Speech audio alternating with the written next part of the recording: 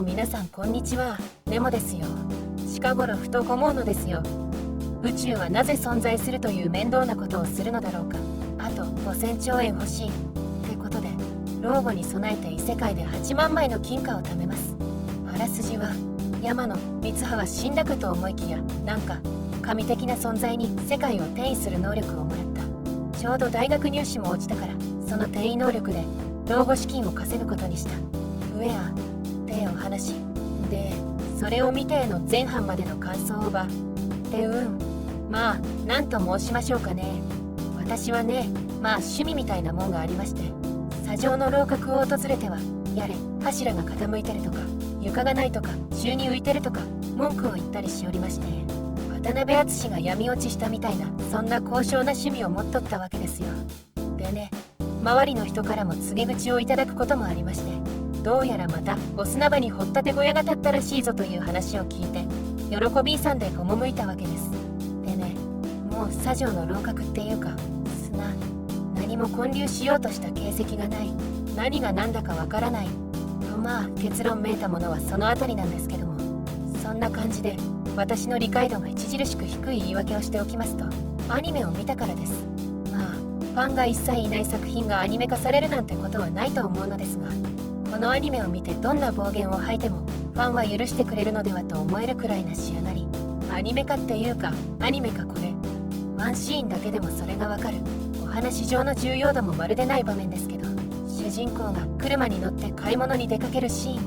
主戦度が今時車なんて買うのかって言いたくなるけど、ちゃんとカーシェアなんですよ。でもアニメで映るのはこの看板、これを一瞬だけ見て駐車場に来たと分かっても、カーシェアを利用している場面だと分かりますかね。こういうのは看板全体を映し、駐車場に意識を向けた後、クローズアップでカーシェアを強調して、それで次のカットで車に乗ってたら、ああそうか、車を借りてるんだってわかる。でもそれをやっていない。いや、それだけなら私が見過ごしたとも言えるけども、クローズアップは戒律で禁止されてるなら仕方ないかと思いきや、車で通り過ぎたレストランの外観が映る。その店前に出ているテイクアウトの看板がクローズアップ。そしてこの店に立ち寄ったりもしない。今後一切出てこない。何が何だかわからない。いや本当にただクオリティが低いとかじゃなくて、脚本から演出から隅から隅まで困惑するしかない出来栄えと、まあ全場面そんな感じなので、全部見ても感想は変わらないというかわからないのですが、お話の面とか中身も触れていきましょうか。まず根本の目的らしきものの設定。なんか死にかけたらありがてえことに神様的難に転移能力と言語能力をもらって異世界へ行く、行き来できるってことは物品流して金稼ぎが楽にできそうだ。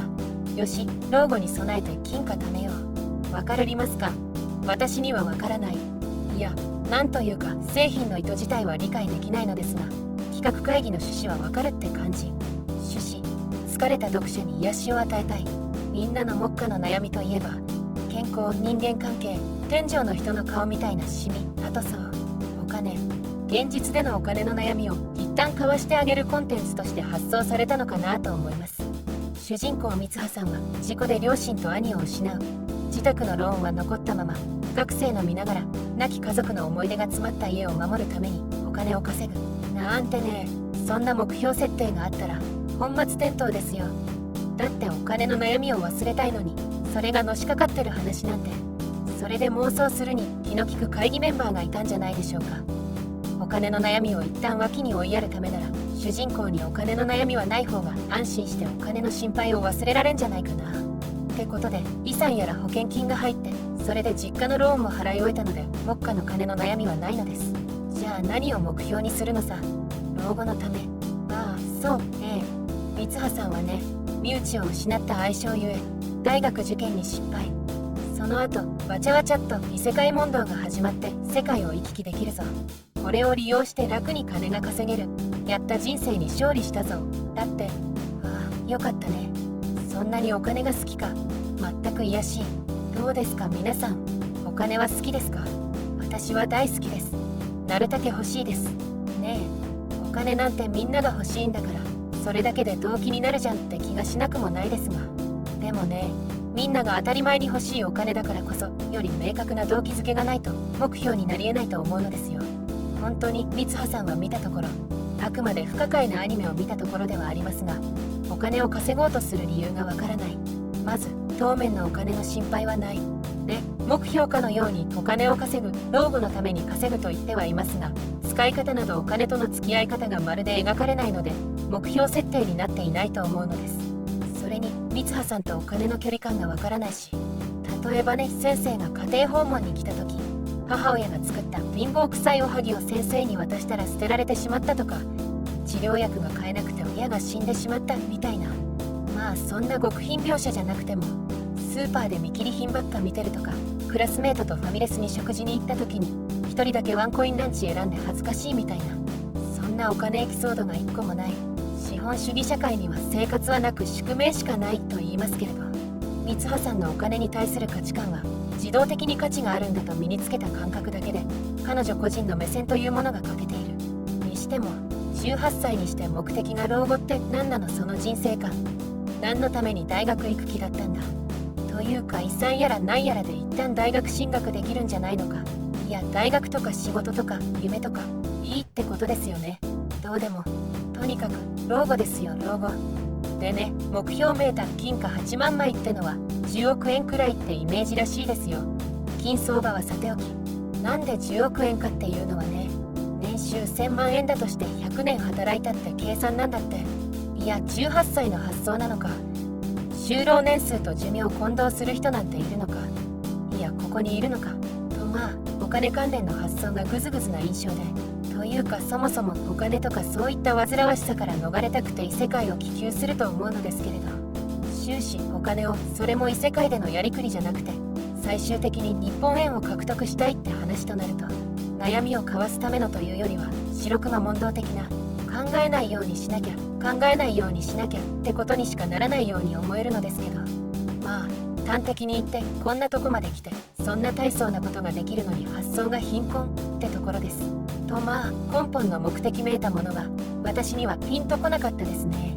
で、そうなると主人公の魅力で引っ張っていくようでないと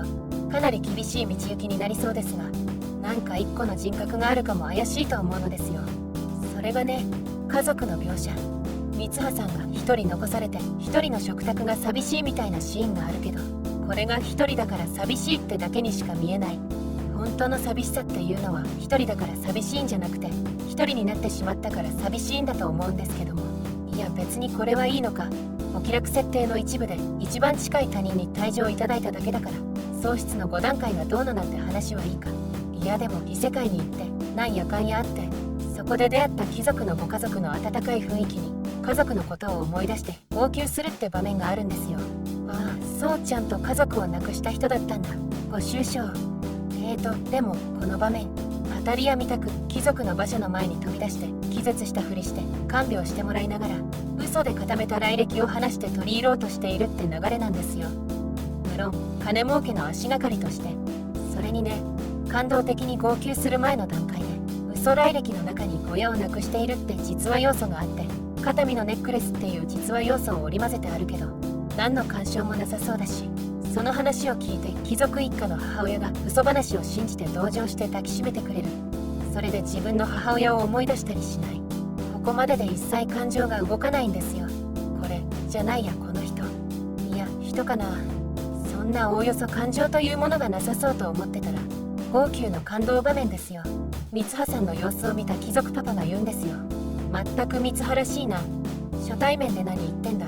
まあそれを聞いてね、三葉さんのお兄さんが同じことを言ってたのを思い出して号泣。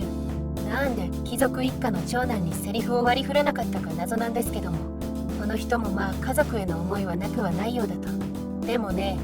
もっと時を戻すと、そもそも異世界に来た直後に第一村人として登場して困ってた三葉さんを助けてくれた一家がいまして、そこのね、父と娘が抱き合う場面を見ても一切感情動かずですからね。これ何なんだ。抑えていた感情が溢れ出すエモーショナルな場面というよりはパブロフ的な自動的に合図に反応しているようにしか見えないと、まあ主人公が魅力を備えているというか人格を備えているか怪しく思うのですけれど、そんな感じでね、隅から隅まで不可解さに満ちたものもなかなか見られないので一見の価値ありですよ。おすすめは第5話。ここだけでもいいですよ。個別に理解不能な出来事が互いに関連を持たずに並列しているだけですから。もうね、三葉さんが異世界に持ち込んだレトルト料理が評判になって、パーティーの料理を担当することになって、レトルトでない料理を作る、料理が得意だった設定が追加される。そこから情報が足されるほど理解度が下がり、行動するほどに人物像が見えなくなり、時間が経過するほどに時間が止まって感じられる体験が続きます。ぜひご覧ください。と長々とした話にお付き合いありがとうございました。もうあらかじめ言っておきますけど、後半はもっとすごい。うわぁ。バイバイ。